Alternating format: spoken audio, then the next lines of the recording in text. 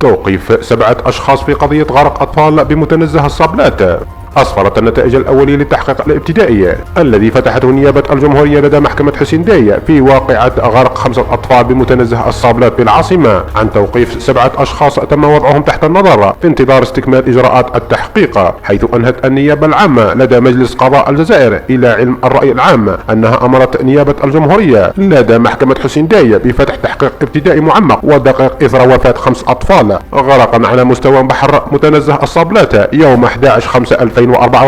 بمناسبة رحلتين للنزل خاصة بالأطفال. الأولى نظمت من قبل دار الشباب الشهيد مزاري الحسين لبلدية عين بوسيف، والثانية من قبل جمعية المرجان الكائنة بالمدية، أين تم فتح تحقيق ابتدائي معمق ودقيق حول هذه الواقعة والظروف والملابسات التي صاحبتها، وبالأخص مدى توفر الشروط القانونية والتنظيمية المتعلقة بحماية الأطفال المعنيين التي تمثل هذه النشاطات والمحافظة على سلامتهم الجسدية، مع تحديد المسؤولية ضد كل من يثبت ضلوعه في واقعة الحال. وقد أسفرت النتائج الأولية للتحقيق الابتدائي عن توقيف 7 أشخاص تم وضعهم تحت النظر في انتظار استكمال إجراءات التحقيق، والتي سيتم إطلاع الرأي العام بنتائجها في حينها. إذا أعجبك الفيديو لا تنسى الاشتراك في القناة وتفعيل زر الجرس ليصلك كل ما هو جديد.